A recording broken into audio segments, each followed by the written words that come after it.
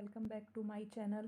जैसा कि हम 2022 का पेपर सॉल्व कर रहे थे और हम क्वेश्चन नंबर 1, क्वेश्चन नंबर 2, 3 और 4 अपने पहले वाले वीडियो में हमने शूट कर दिया है, इसको हमने कंप्लीट कर दिया है। अब हमें क्या करना है, हमें क्वेश्चन नंबर 5 देखना है। अगर आप लोगों ने पहले की वीडियो नहीं देखी है तो मैं उसकी लिंक आपको डिस्क्रिप्शन बॉक्स में दे दूँगी, आप वहाँ से ले लीजिएगा। और देखिए स्टूडेंट कि ये क्या है कि यहाँ पे आप लोगों का जो भी मैं ये पेपर सॉल्व करवा रही हूँ, यहाँ से आपको काफ़ी ज़्यादा हेल्प 2023 के लिए, यहाँ से काफ़ी ज़्यादा क्वेश्चंस आपको 2023 में देखने को मिलेंगे। काफ़ी ज़्यादा क्वेश्चंस, ये जो क्वेश्चंस होते हैं हर साल रिपीट ही होते हैं, कोई नई क्वेश्चंस नहीं बनते हैं। अक्सर आप देखते होंगे प्रीवियस ईयर के, अगर आप 2 साल के सिर्फ अगर आप पेपर सॉल्व कर लें, अगर आप 2 सेट बस सॉल्व कर लेते हैं, पेपर सॉल्व कर लेते हैं, तो वहाँ से काफ़ी ज़्यादा आपको हेल्प मिलती है। आप वहाँ से काफ़ी अच्छा नंबर ला सकते हैं। आपके 70 मार्क्स भी आ सकते हैं। हाँ, और भी आपने तैयारी तो की ही होगी, पढ़ा ही होगा। तो यहाँ अगर आप देखेंगे कि अगर आप 2 पेपर सॉल्व करते हैं तो वहाँ से काफ़ी क्वेश्चंस आपको मिलेंगे। जैसे कि अगर मैं पहले ही कुछ क्वेश्चंस तो एकदम फिक्स होते हैं। जैसे कि आज की अगर मैं बात करूं, अगर फिफ्थ क्वेश्चन की बात करूं तो इसमें भी आपके 4 पार्ट हैं और यहाँ एक क्वेश्चन आपको 4 नंबर का मिलेगा। देखिए यहाँ आपका, अगर मैं पहले क्वेश्चन की ही बात करूं तो ये क्वेश्चन काफ़ी ज़्यादा इम्पॉर्टेंट है और ये एग्ज़ाम में लगभग हर साल आता है। अगर ये क्वेश्चन आपका नहीं आ रहा है तो इससे रिलेटेड आपको न्यूमेरिकल देखने को मिलेगा। मान लीजिए अगर 2023 में आपको ये क्या है कि अगर ये हिमांक अवनमन की व्याख्या कीजिए। अभी अगर आप आगे मैंने सॉल्व करवाया है, रुकिए मैं अभी आपको इसमें दिखा देती हूँ। ये देखिए दूसरे का ख, क्वथनांक, इसमें देखा है क्वथनांक का उन्नयन, क्वथनांक का उन्नयन, और यहाँ आपका क्या दिया है, हिमांक का अवनमन। ये दोनों क्वेश्चन काफ़ी ज़्यादा इंपॉर्टेंट है। या तो ये आपको दोनों में से कोई एक पूछे जाएंगे या तो इससे रिलेटेड आपको न्यूमेरिकल देखने को मिलेगा। देखिए तो अगर हम हिमांक के अवनमन की, यहाँ ये क्वेश्चन 2 नंबर का है, बस यहाँ क्या था, क्वथनांक था। यहाँ क्या है आपका, हिमांक के अवनमन की व्याख्या कीजिए, हिमांक अवनमन तथा विलेय के मोलर द्रव्यमान में संबंध स्थापित कीजिए। तो चलिए हम बात करते हैं कि क्वेश्चन नंबर 5 की बात करते हैं। और सिर्फ आप ये अगर पेपर सॉल्व करते हैं कि पूरा ये कंप्लीट, अगर आप पेपर एकदम अच्छे से लर्न कर लीजिए, अच्छे से समझ लीजिए, तो यहाँ आपको काफ़ी ज़्यादा, कुछ नहीं तो 35 नंबर के क्वेश्चंस तो यहीं से आपको एक ही सेट से मिल जाएंगे। तो देखिए यहाँ आप हिमांक का अवनमन, देखिए हिमांक का अवनमन क्या होता है। देखिए यहाँ पे, जब किसी द्रव को ठंडा करते हैं, कोई द्रव हमारे पास है उसे ठंडा करती हैं तो उसका वाष्प दाब कम हो जाता है। उसका देखिए, कोई आपके पास द्रव है, उसको आप जब ठंडा करेंगे तो उसका वाष्प दाब, मतलब वाष्प तो होगा नहीं ना, वो तो ठंडा आप उसको कर रहे हैं। तो उसका जब उसको आप ठंडा करेंगे तो क्या होगा, उसका वाष्प दाब क्या होता है, कम हो जाता है। तो द्रव को और अधिक ठंडा करने पर वह जमने लगता है। जैसे पानी ही आप लेते हैं, जब उसको आप ज़्यादा ठंडा करेंगे तो वो धीरे धीरे क्या करने लगता है, जमने लगता है ना, जमने लगता है। और द्रव का वाष्प दाब ठोस के वाष्प दाब के बराबर हो जाता है। जो द्रव का, आपका जो द्रव का वाष्प दाब होता है वो किसके बराबर हो जाता है, ठोस के वाष्प दाब के क्या हो जाता है, बराबर हो जाता है।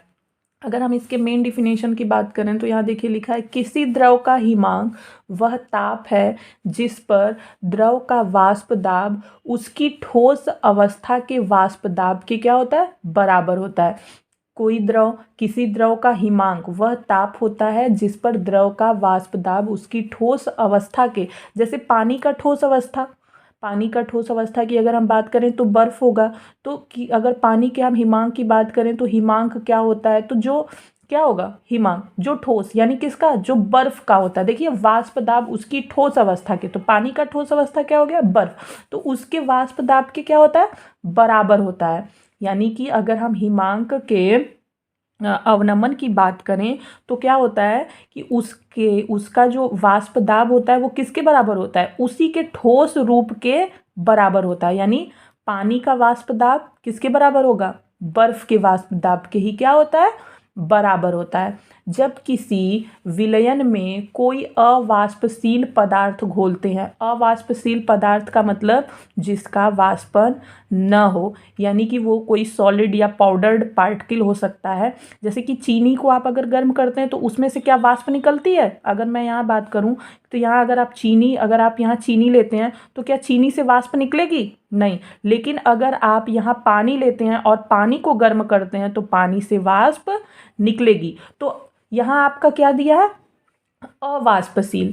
अवाष्पशील का मतलब क्या है? जिसका वाष्पन न होता हो। घोलते हैं तो विलयन का वाष्प दाब कम हो जाता है, तो उसका वाष्प दाब क्या होगा? कम होगा, जिसके कारण विलयन का हिमांक कम हो जाता है। जब कोई अवाष्पशील पदार्थ डालेंगे तो विलयन का वाष्प दाब क्या हो जाता है? कम हो जाता है। और अवाष्पशील पदार्थ घोलने पर विलायक के हिमांक में हुई कमी को ही हिमांक का क्या कहते हैं? अवनमन कहते हैं। जो अवाष्पशील पदार्थ आप इसमें डाल रहे हैं तो इसमें जो हिमांक का जो कमी हो रही है, जो इसके जो सॉल्यूशन है, यानी कि जो पानी आप लिए हैं, पानी में आपने चीनी डाल दिया तो इसके क्या हो रही है? हिमांक में इसके क्या हो रही है? कमी हो रही है। इसी कमी को हम क्या कहते हैं? हिमांक का अवनमन कहते हैं। अगर अब देखिए, ये तो हो गया कि हिमांक का अवनमन क्या होता है। अब हिमांक का अवनमन तथा मोलर अणुभार में संबंध। जब देखिए ये क्या होता है, जब विभिन्न विद्युत अनपघट्यों के समान मोल किसी विलायक की निश्चित मात्रा में घोलते हैं तो हिमांक में अवनमन सदैव समान होता है। क्या होता है? उसका हिमांक क्या होता है? सदैव समान होता है। प्रयोगों द्वारा सिद्ध किया गया है कि हिमांक का अवनमन विलयन के मोललता के समानुपाती होता है। किसके समानुपाती होता है? विलयन के मोललता के समानुपाती होता है। अब हिमांक का अवनमन डेल्टा टी एफ, हिमांक के अवनमन को हम किससे, ये आपका एफ का मतलब क्या? Freezing point. Delta T F proportional किसके हो जाएगा, यानी समानुपाती किसके है? मोललता के समानुपाती है। ये आपका हो जाता है फॉर्मूला। टी एफ प्रोपोर्शनल क्या? मोललता को हम कैपिटल एम से डिनोट करते हैं। ठीक है, कैपिटल एम से डिनोट करते हैं। तो यहाँ आप देख रहे हैं तो delta T F is equal to क्या हो गया? के एफ। के एफ आपका क्या है? हिमांक के अवनमन, ये क्या है? हो गया आपका कांस्टेंट हो गई ये वैल्यू, ये इसका क्या हो गया? नियतांक हो गया। और कैपिटल एम बराबर क्या हो जाएगा? W into 1000 upon M into W. ये आपका हो गया समीकरण 1, ये हो गया आपका समीकरण 2।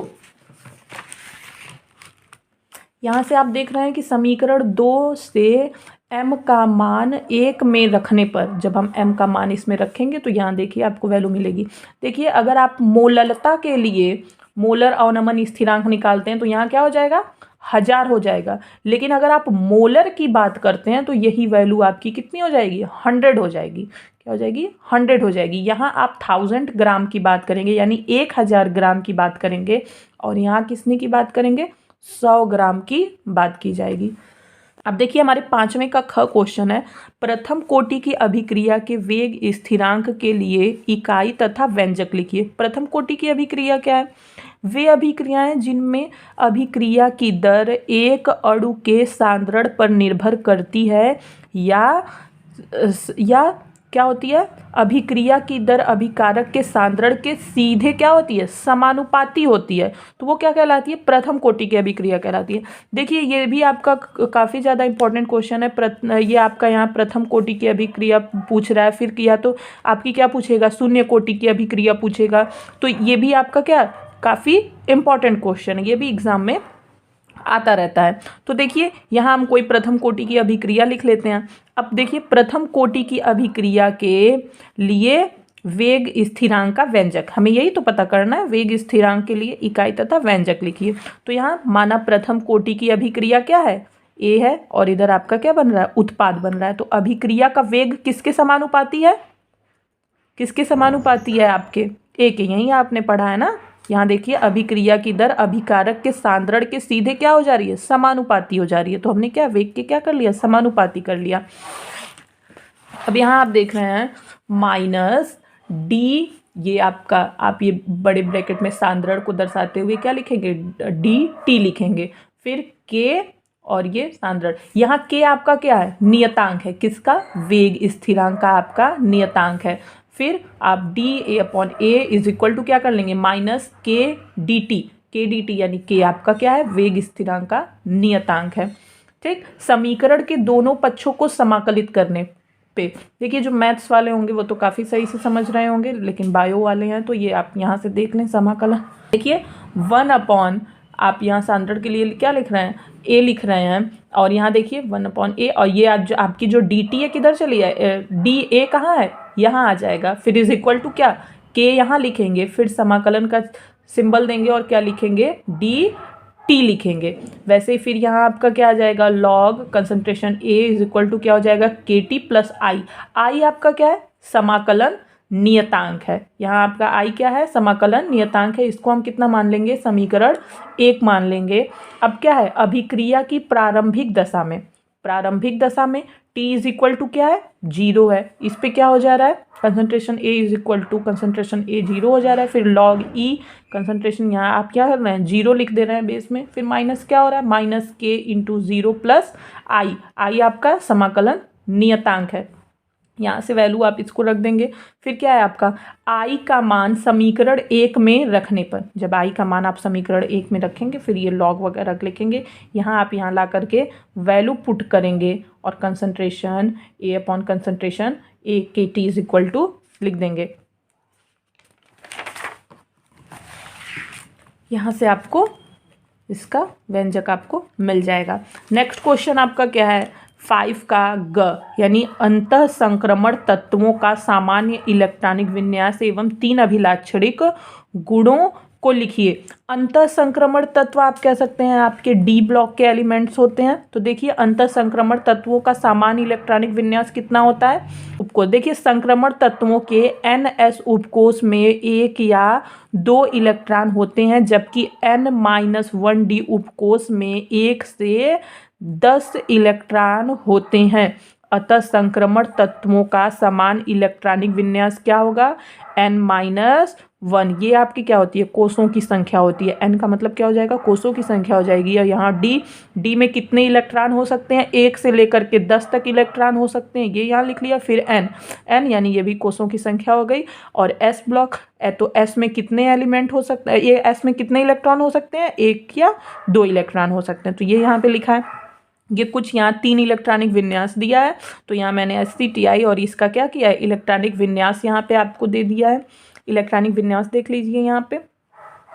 फिर क्या है, अंतः संक्रमण तत्वों का क्या लिखना है, हमें अभिलाक्षणिक गुण लिखना है।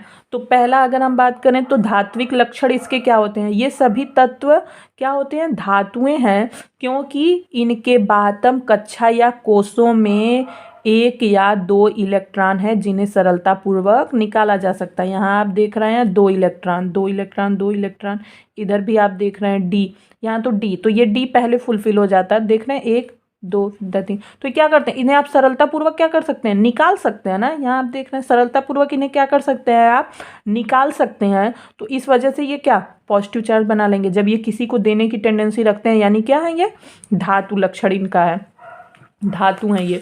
फिर इनकी देखिए परमाणु त्रिज्या की अगर हम बात करें, यह है किसी दी गई श्रेणी के संक्रमण तत्वों की परमाणु त्रिज्या परमाणु क्रमांक बढ़ने के साथ क्या होती है, घटती है।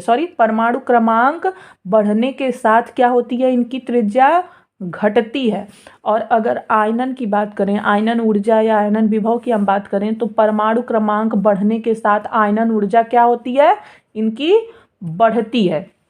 ठीक है, तो ये हमारा क्वेश्चन हो गया 5th का ग कंप्लीट हो गया। अब हम क्या करेंगे, 5th का घ क्वेश्चन देखेंगे। देखिए उपसहसंयोजन से भी काफ़ी क्वेश्चन आता है। देखा था उधर आपने दिया हुआ था कि वो उपसहसंयोजन, वो अधिकतम संख्या क्या होती है, इस तरह के क्वेश्चन आते हैं। तो यहाँ देखिए क्या दिया हुआ, उपसहसंयोजन यौगिक के संदर्भ में क्रिस्टल क्षेत्र सिद्धांत को समझाइए। देखिए क्रिस्टल क्षेत्र सिद्धांत क्या है, इस सिद्धांत को बेथे ने सन 1929 ईस्वी में दिया था। इसके अनुसार केंद्रीय धातु आयन और लिगेंड के बीच क्या होता है, आयनिक बंध होता है। कौन सा बंध होता है, धातु और लिगेंड के बीच में आयनिक बंध होता है, और धातु पर धनावेश और लिगेंड पर ऋणावेश होता है। धातु है, जाहिर सी बात है अगर धातु है तो उस पर क्या होगा, धनावेशित चार्ज होगा, धन उस पर चार्ज होगा, पॉजिटिव चार्ज होगा। और अगर इस पे पॉजिटिव चार्ज है और इसमें क्या हो रहा है, आयनिक बंध बन रहा है, तो जाहिर सी बात है लिगेंड पे क्या होगा, निगेटिव चार्ज होगा। ठीक है। अगर हम फोर्थ पॉइंट की बात करें तो उदासीन लिगैंड द्विध्रुव बना लेता है, इसका ऋणात्मक सिरा धातु की ओर होता है। देखिए यहाँ पे ये क्या कर रहा है, उदासीन जो लिगैंड है वो क्या कर रहा है, द्विध्रुव बना ले रहा है यहाँ पे। फिर देखिए धातु के पांचों डी कक्षक की ऊर्जा समान होती है, ये समभ्रंश कक्ष कहलाती हैं। इनके जो पांचों जो कक्षक होते हैं इनकी ऊर्जा क्या होती है, समान होती है। किसकी, डी कक्षक की पांचों जो ऊर्जा होती है उनकी क्या होती है, समान होती है पांचों कक्षक की। देखिए यहाँ पे फिर नेक्स्ट पॉइंट की अगर हम बात करें तो केंद्रीय धातु परमाणु या आयन और लिगैंड, देखिए केंद्रीय धातु परमाणु या आयन और लिगैंड के बीच प्रतिकर्षण होता है। इनके बीच में क्या होता है, प्रतिकर्षण, यानी एक इधर तो दूसरा इधर, ठीक ना, प्रतिकर्षण होता है। इस प्रतिकर्षण के कारण समभ्रंश कक्षकों का दो भागों में विभाजन, विभाजन का मतलब क्या, विपाटन, यानी अलग हो जाना। ठीक, तो ये क्या हो जाता है, दो भागों में इनका क्या हो जाता है, विभाजन हो जाता है। देखते हैं हम कैसे होता है। देखिए ये 4 नंबर का क्वेश्चन है तो इसको अच्छे से आपको एक्सप्लेन करना पड़ेगा। देखिए अष्टफल की संकुल के क्रिस्टल क्षेत्र सिद्धांत, देखिए यहाँ डी कक्षक है, यहाँ लिगेंड के कारण देख रहे हैं आप, तो एक एनर्जी क्या हो रही है, यहाँ दो आपके इसमें से दो कहाँ चले जा रहे हैं, ऊपर, और दो यहाँ कहाँ चले आ रहे हैं, नीचे। इनका क्या हो रहा है, विभाजन हो रहा है ना। देखिए दो कक्षक 5 होते हैं टोटल, दो कहाँ चले गए ऊपर और 3 कहाँ चले आए, नीचे चले आए। तो विपाटन ऊर्जा देखिए प्रबल लिगैंड होने पर, अगर लिगैंड प्रबल है तो ये देखिए डेल्टा 0 आपका दिया है कि यह क्या होगा, बड़ा होगा। किससे, युग्म ऊर्जा से, युग्म ऊर्जा से बड़ा होगा। अगर लिगैंड आपका क्या है, दुर्बल लिगैंड होने पर, अगर आपका लिगैंड दुर्बल है तो क्या हो रहा है, डेल्टा 0 की वैल्यू क्या हो रही है, छोटी है। किससे छोटी है, पी, यानी युग्म ऊर्जा से क्या है, छोटी है। तो देखिए ये भी क्वेश्चन आपका हो गया, 5th वाला कंप्लीट हो गया। और बाकी अगर पीछे आपका क्वेश्चन नंबर 1, 2, 3, 4 अगर आपको नहीं पता है तो मैं उसकी लिंक आपको डिस्क्रिप्शन बॉक्स में दे दूंगी, आप वहाँ से देख लीजिएगा। अच्छे से इसका प्रैक्टिस करिए, इसी मॉडल में 2023 का आपका पेपर होगा और इससे आपके काफ़ी ज़्यादा क्वेश्चन 2023 के पेपर में भी देखने को मिलेंगे इससे रिलेटेड।